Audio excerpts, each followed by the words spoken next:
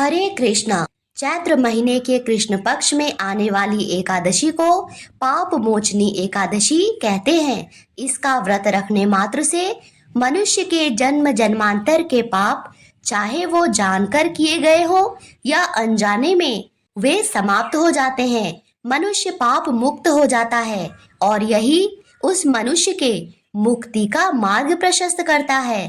प्रिय श्रोताओं, अब सुनिए पाप मोचनी एकादशी की व्रत कथाएं। पहली कथा में सुनेंगे ठाकुर जी की भाव विभोर कर देने वाली कथा और इसके बाद सुनेंगे पाप मोचनी एकादशी की व्रत कथा। क्योंकि इन कथाओं को सुनने मात्र से 1000 गोदान का फल प्राप्त होता है। तो भक्तों, आइए प्रसन्नचित मन और श्रद्धा भक्ति भाव से एकादशी की परम पावन और दिव्य कथाओं का श्रवण करते हैं। इन कथाओं को पूरा अवश्य सुनिएगा। प्रेम से बोलिए भक्त वत्सल भगवान की जय, श्री लक्ष्मी नारायण की जय। एक बार की बात है, एक नगरी थी। वहां हरिपाल नाम का एक विष्णु भक्त रहता था। हरिपाल भगवान के खूब भजन करते थे, खूब साधना करते थे, नाम जप करते थे, कथा सुनते थे। लेकिन वह ब्याह नहीं कर रहे थे, क्योंकि उनकी इच्छा थी कि जैसा मैं विष्णु भक्त हूँ, हरि भक्त हूँ, वैसे ही मेरी भी पत्नी हरि भक्त हो, सनातन धर्म में विश्वास रखती हो। जैसा मैं भजन करता हूँ, जैसा मेरा भाव ठाकुर जी के प्रति है, अगर ऐसी कन्या मिले तो मैं विवाह करूंगा, नहीं तो जीवन भर ऐसे ही रहूंगा। तभी उनके किसी रिश्तेदार ने आकर के बताया, बोले, हरिपाल, तेरे लायक कन्या मुझे मिल गई। तो हरिपाल जी बोले, क्या क्या गुण है उस कन्या के, ये तो बताओ। तो इस पर हरिपाल के रिश्तेदार ने बताया कि उस कन्या ने शर्त रखी है, मैं उसी से ब्याह करूंगी जो रोज 1000 संतों को प्रसाद जिमाएगा। यह सुनते ही हरिपाल जी बोले, अरे वाह, अब तो मुहूर्त की भी जरूरत नहीं है, कल ही ब्याह करवा दो। मैं एक ऐसी जीवन साथी का ही इंतजार कर रहा था जो मेरी तरह ही संत सज्जन का आदर भाव करे, भक्ति भाव से रहे। और फिर क्या था, हरिपाल का उस कन्या के साथ विवाह हो गया। अब क्या था, अब तो हर दिन ही हरिपाल के भक्त में साधु सज्जनों का जमावड़ा लगने लगा। हर दिन 1000 संतों को हरिपाल और उसकी पत्नी भोजन जिमाते थे और उसके बाद स्वयं भोजन करते थे। और यह हर दिन ही चलता रहा। ऐसे करते करते कभी 1200 साधु सज्जन आ जाते तो कभी 1500 आ जाते। क्योंकि अब देखो, अगर कोई संकल्प ले ले कि मैं 1000 महात्माओं को प्रसाद पवाऊंगा, तो क्या 1200 या 1500 आने पर उन्हें मना कर देगा? अगर साधु महात्माओं को प्रसाद जिमाने का संकल्प लिया है तो जितने जन आएंगे सबको ही बिठाना पड़ेगा। हरिपाल जी ने नियम ले लिया, रोज 1000 महात्माओं को भोजन कराते और खुशी खुशी अपनी पत्नी के साथ जीवन बिताते। लेकिन हरिपाल जी करते कुछ नहीं थे, कमाई का कोई जरिया नहीं था। केवल दादा परदादाओं की, केवल अपने पुश्तैनी धन को खर्च करके ही रोज रोज इतने सारे साधु महात्माओं को भोजन पवाते थे। ऐसा 1 साल तक चलता रहा। 1 साल तक चला, 1.5 साल तक चला। धीरे धीरे करके धन कम पड़ने लगा और धन कम होते होते धीरे धीरे खत्म होने लगा।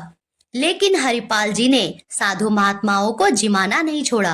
अब वे चिंता में आ गए और यह बात अपनी पत्नी को भी नहीं बताते थे, क्योंकि शर्त तो यही थी कि रोज 1000 महात्माओं को भोजन जिमाना पड़ेगा। अब हरिपाल जी ने दूसरा रास्ता ढूंढा और वे दुकानदारों से जाके कर्जा लेने लगे। हरिपाल जी थे तो खानदानी रईस, इसीलिए कोई भी उन्हें कर्ज देने से पहले दूसरी बार नहीं सोचता था, उन्हें तुरंत ही कर्ज मिल जाता था। इस तरह करके न जाने कितने ही दुकानदारों से उन्होंने कर्ज ले लिया।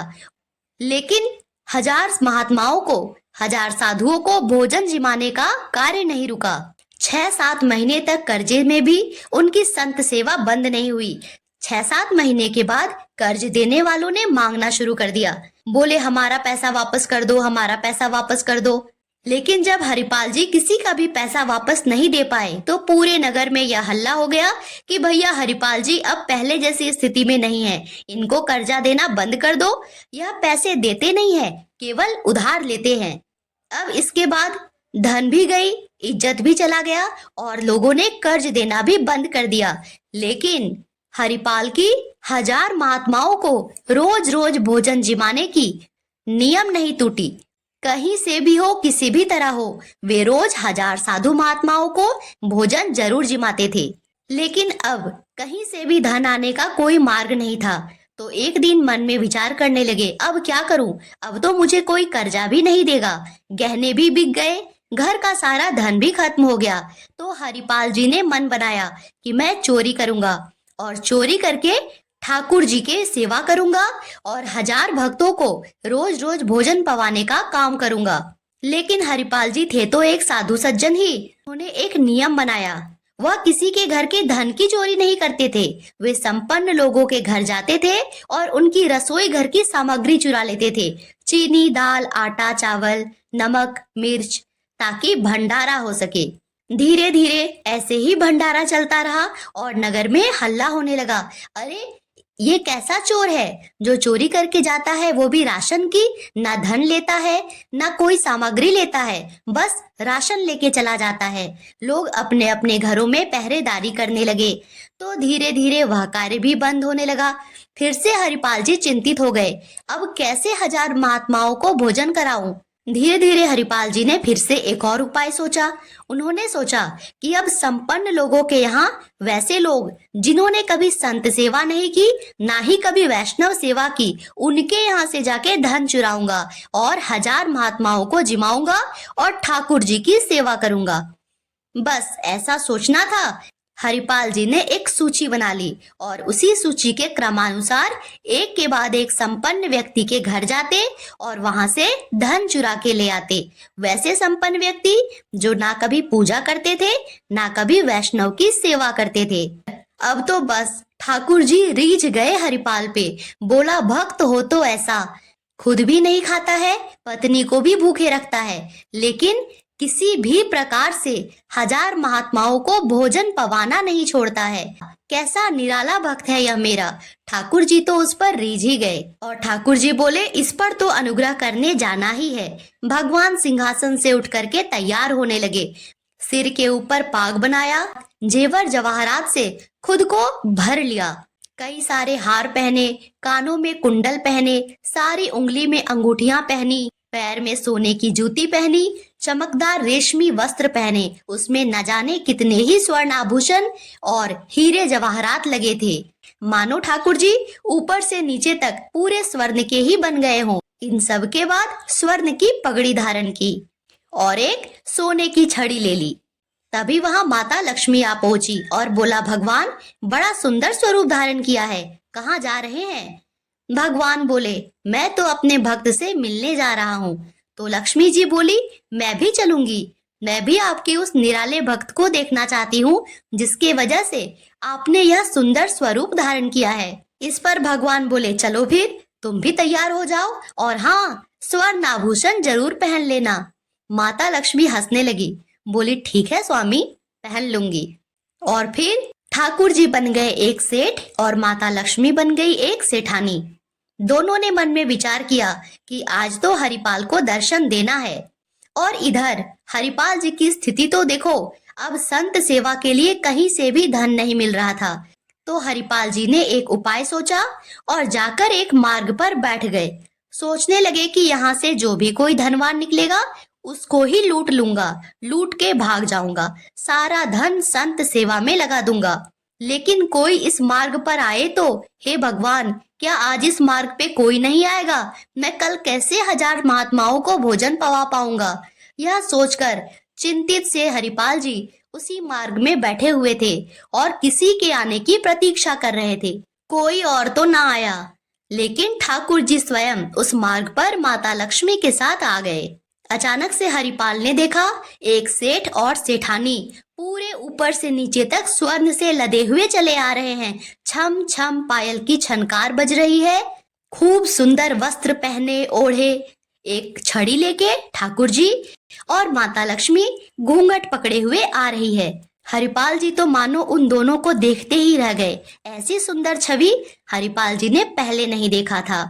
ठाकुर जी के रूप की और माता लक्ष्मी के श्रृंगार की क्या ही कहने थे, मानो सारा सौंदर्य ही उनके सामने फीका हो। लेकिन हरिपाल जी को अपनी दुविधा याद आई। उन्होंने तुरंत सोचा, चलो अच्छा है, कोई तो आ रहा है और ये तो इतने धनवान लग रहे हैं, इससे तो मेरा 10 साल का भंडारे का व्यवस्था हो जाएगा। यह सोचकर हरिपाल जी मंद मंद मुस्काने लगे और जैसे ही सेठ और सेठानी नजदीक आए, हरिपाल जी ने बोला, जय श्री कृष्णा। इस पर सेठ जी भड़क गए, क्या सुबह सुबह भगवान का नाम लेता है? तुम सब एक जैसे हो, पाखंडी ढोंगी। मुझे यह सब नहीं सुनना। मुझे कोई ठाकुर सेवा पसंद नहीं, मुझे किसी भगवान का नाम लेना पसंद नहीं। हमने सुना है कि इस गांव में एक चोर रहता है। पहले वह चोरी करता है और फिर उस पैसे से संत सेवा करता है। यह सब हमें सारी बातें पता है, इसीलिए हमारे सामने भगवान का नाम मत लो। हरिपाल जी समझ गए कि यह एक तो बिल्कुल भागवत विमुख है, इसकी तो एक अंगूठी भी मुझे नहीं छोड़नी, इसके सारे जेवर ले जाऊंगा। अगर यह जय श्री कृष्णा बोलता तो मैं एक आध गहने तो इसके छोड़ ही देता, लेकिन यह तो भगवान का नाम सुन के ही बिगड़ रहा है।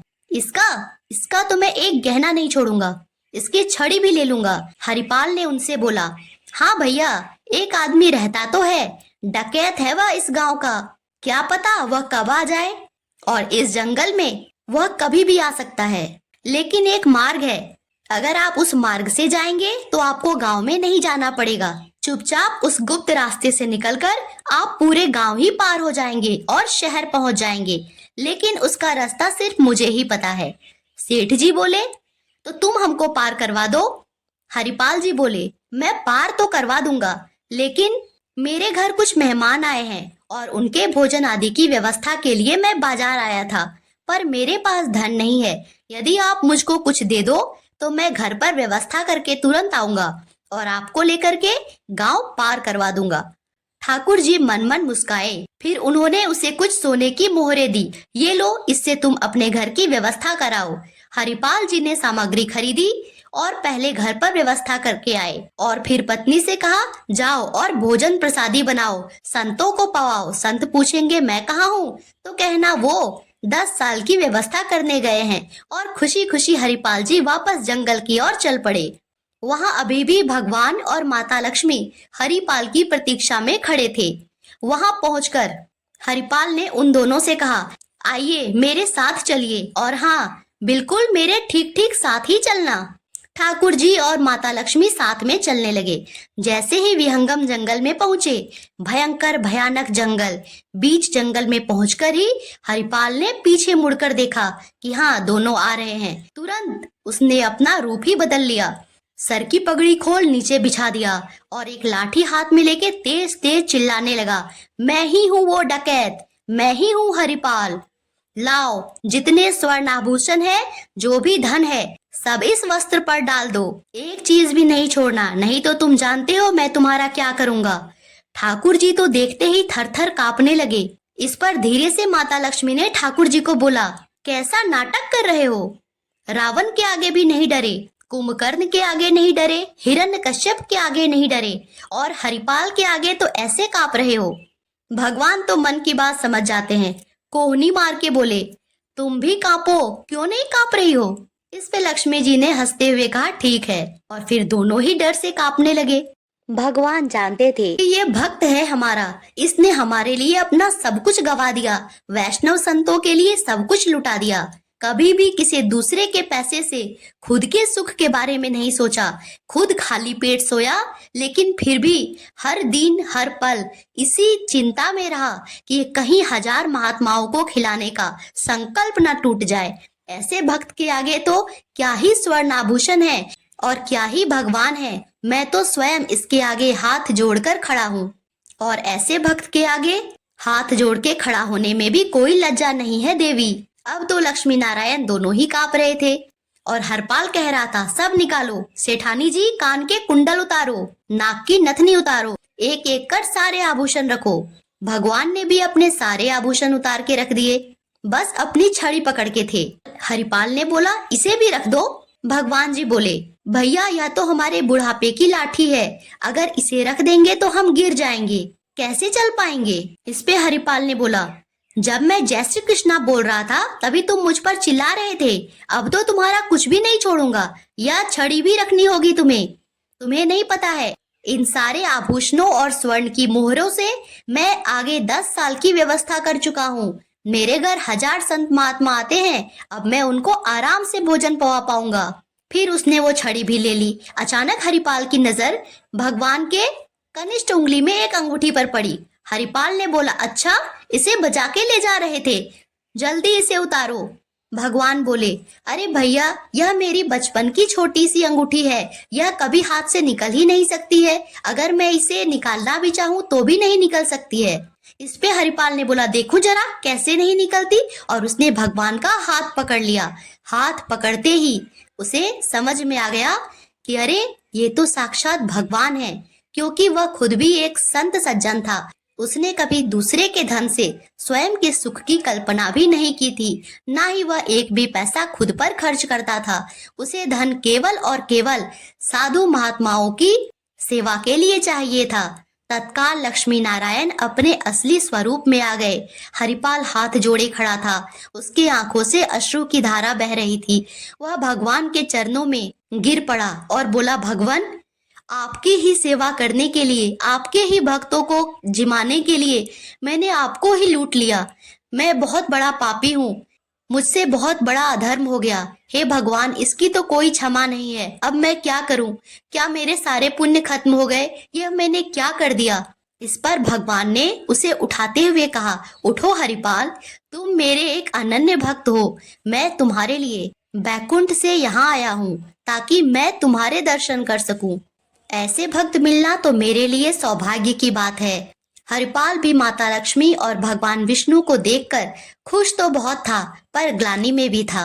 भगवान ने हरिपाल को हृदय से लगा लिया और बोला, तुम्हारा मार्ग गलत था, परंतु तुम्हारा उद्देश्य गलत नहीं था। मेरे जनों की सेवा ही तो थी, मेरे भक्तों की सेवा ही तो थी। मेरी बात सुनो, आज तुम्हें ग्लानि हो रही है कि तुमने दूसरों के धन को चुराकर संत सेवा में लगाया, तो तुम्हें यह नहीं पता कि ना जाने अपने गांव के कितने ही लोगों का तुमने भला कर दिया, क्योंकि उनके धन से जब तुमने वैष्णव सेवा किया, साधु महात्माओं को जिमाया, तो जिसके धन लगे थे पुण्य भी उन्हीं को प्राप्त हुआ। इस तरह तुमने ना जाने कितनों को ही पुण्य बांटा।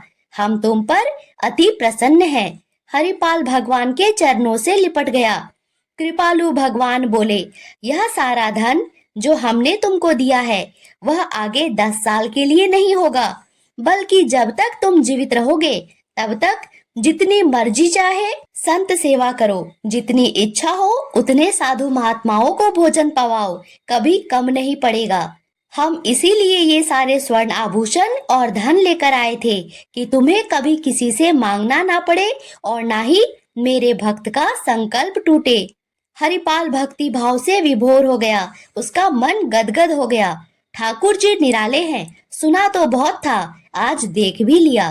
फिर उसने भगवान से बोला, भगवान, मेरी एक प्रार्थना है। जैसे आपने मुझे दर्शन दिए, कृपा कर मेरी पत्नी को भी दीजिए। उसके शर्त की वजह से ही मैंने यह संकल्प पूरा किया। इसका श्रेय तो मेरी पत्नी को ही जाता है। इस पर ठाकुर जी और माता लक्ष्मी हरिपाल के संग सेठ सेठानी के रूप में उसके घर गए और हरिपाल और उसकी पत्नी को दर्शन देकर, आशीर्वाद देकर वापस बैकुंठ लौट गए।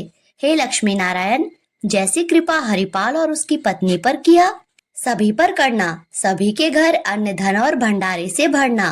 प्रेम से बोलिए, भगवान श्री हरि विष्णु की जय। अब सुनिए पापमोचनी एकादशी की व्रत कथा।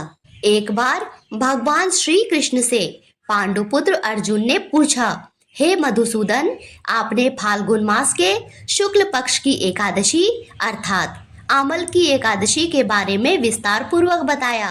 अब चैत्र माह के कृष्ण पक्ष में आने वाली एकादशी का क्या नाम है, उसकी विधि क्या है? कृपा करके आप मेरी बढ़ती हुई जिज्ञासा को शांत करें। भगवान श्री कृष्ण ने कहा, हे अर्जुन, चैत्र मास के कृष्ण पक्ष की एकादशी को पापमोचनी एकादशी के नाम से जानते हैं। एक बार की बात है, पृथ्वीपति राजा मानधाता ने लोमश ऋषि से यही प्रश्न किया था। अतः जो कुछ भी ऋषि लोमश ने राजा मानधाता को बतलाया वही मैं तुमसे कह रहा हूँ। राजा मानधाता ने धर्म के गुह्यतम रहस्यों के ज्ञाता महर्षि लोमस से पूछा, हे ऋषि श्रेष्ठ, मनुष्य के पापों का मोचन किस प्रकार संभव है? कृपा करके बताएं। महर्षि लोमस ने कहा, हे राजा, चैत्र मास के कृष्ण पक्ष की एकादशी का नाम पाप मोचनी एकादशी है। उसके व्रत के प्रभाव से मनुष्य के अनेक पाप नष्ट हो जाते हैं। मैं तुम्हें इस व्रत की कथा सुनाता हूँ, ध्यान पूर्वक श्रवण करो। प्राचीन समय में चैत्र रथ नामक एक वन था। उसमें अप्सराएं किन्नरों के साथ विहार किया करती थी। वहां सदैव वसंत का मौसम रहता था, अर्थात उस जगह सदा नाना प्रकार के पुष्प खिले रहते थे। कभी गंधर्व कन्याएं विहार करती थी, कभी देवेंद्र अन्य देवताओं के साथ क्रीड़ा किया करते थे। उसी वन में मेधावी नाम के एक ऋषि भी तपस्या में लीन थे। वे शिव भक्त थे। एक दिन मंजू घोषा नामक एक अप्सरा ने उनको मोहित कर उनकी निकटता का लाभ उठाने की चेष्टा की। इसीलिए वह कुछ दूरी पर बैठ वीणा बजाकर मधुर स्वर में गाने लगी। उसी समय शिवभक्त महर्षि मेधावी को कामदेव भी जीतने का प्रयास करने लगे। उस मुनि को देखकर कामदेव के वश में हुई मंजू घोषा ने धीरे धीरे मधुर वाणी से वीणा पर गायन शुरू किया। तो महर्षि मेधावी भी मंजू घोषा के मधुर गाने पर और उसके परम सौंदर्य पर मोहित हो गए। वह अप्सरा मेधावी मुनि को कामदेव से पीड़ित जानकर उनसे आलिंगन करने लगी। महर्षि मेधावी उसके सौंदर्य पर मोहित होकर शिव रहस्य को, शिव पूजन को, शिव भक्ति को भूल गए और काम के वशीभूत होकर उसके साथ रमन करने लगे। इस प्रकार मुनि को दिन रात का कुछ भी ज्ञान ना रहा। काफी समय तक वे रमन करते रहे। तदुपरांत मंजू घोषा ने उस मुनि से कहा, हे ऋषिवर, अब मुझे बहुत समय हो गया है, अतः स्वर्ग जाने की आज्ञा दीजिए। अप्सरा की बात सुन मुनि को समय का बोध हुआ। जब उन्हें समय का ज्ञान हुआ कि उन्हें रमन करते हुए 57 वर्ष बीत चुके हैं, तो उस अप्सरा को वह काल का रूप समझने लगे। इतना ज्यादा समय भोग विलास में व्यर्थ चला जाने पर उन्हें बड़ा क्रोध आया और वे क्रोध की आवेश में जलते हुए उस तप नाश करने वाली अप्सरा की तरफ भ्रिकुटी तान कर देखने लगे। क्रोध से उनके अधर कांपने लगे और इंद्रियां बेकाबू होने लगी। क्रोध से थरथराते स्वर में मुनि ने उस अप्सरा से कहा, मेरे तप को नष्ट करने वाली दुष्टा, तू महापापिन और बहुत ही दुराचारिणी है। मैं एक ऋषि हूँ। मैं पूजा में लीन था। मुझ पर कामदेव के अस्त्र का प्रयोग करके तुमने किसी भी प्रकार का उचित कार्य नहीं किया है। तुझ पर धिक्कार है। अब तू मेरे श्राप से पिशाचनी बन जा।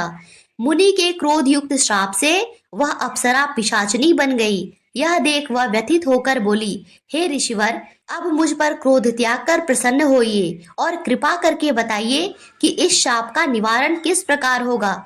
हे ऋषिवर, मुझसे अनजाने में भूल हो गई। मैं अपनी सौंदर्यता के मद में अहंकार में आ गई थी। इसी भूलवश मैंने आपको कामदेव से जीतने का प्रयास किया, किंतु आप तो एक बड़े तपस्वी साधु हैं, सभी पर दया करते हैं। मुझ पर भी दया कीजिए और मेरी इस भूल के लिए मुझे क्षमा कीजिए और इस पाप से, इस शाप से निवारण का कोई उचित मार्ग भी बतलाइए। विद्वानों ने कहा है, साधुओं की संगत अच्छा फल देने वाली होती है और आपके साथ तो मेरे बहुत वर्ष भी व्यतीत हुए। मंजू घोषा की बात सुनकर मुनि को अपने क्रोध पर अत्यंत ग्लानि हुई, साथ ही अपनी अपकीर्ति का भय भी हुआ।